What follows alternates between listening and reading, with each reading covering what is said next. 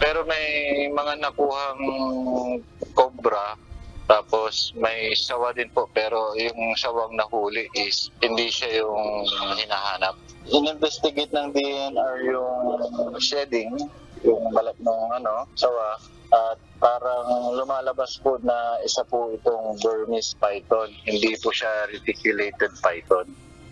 Sa gitna ng ginagawang paghahanap sa hinihinalang dambuhalang anaconda sa Barangay Bued, Calasiao, Pangasinan, nakahuli ang mga snake hunter ng 2 sawa at 2 cobra sa lugar kaninang umaga. Pero hindi pa rin natatagpuan ang sinasabing anaconda sa barangay. Aabot sa 16 hanggang 25 feet ang haba ng hinahanap na sawa na nagdulot ng takot sa mga residente. Ayon sa kapitan ng barangay, posibleng lumipat na rin sa ibang lugar ang ahas. May posibilidad daw na exotic pet po ito na nakawala. So yun po yung assessment ng DNR. So tinagahanap, baka ipagpapatuloy po ulit nila hanggang mamaya hanapin po yung sawa na malaki. Ang isang tinitignan nila kasi ilog po yun, dire-diretso, so may posibilidad po na tinahak na yung ilog. Hiling ng mga residente na agad mahanap ang dambuhalang ahas. Pero batay sa pagsusuri ng DNR, posibleng alaga umano ang dambuhalang sawa.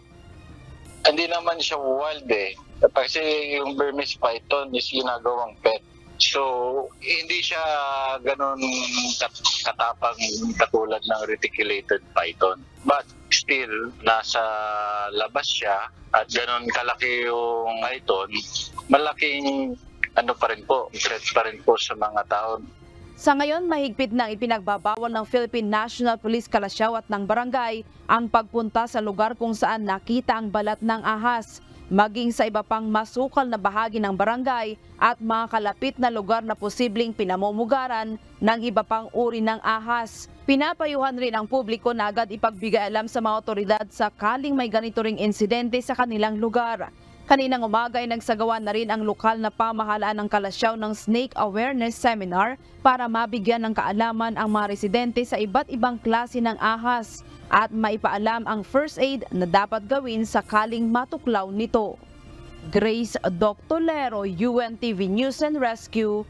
Diyos ang aming sandigan, serbisyo publiko ang aming pinahahalagahan.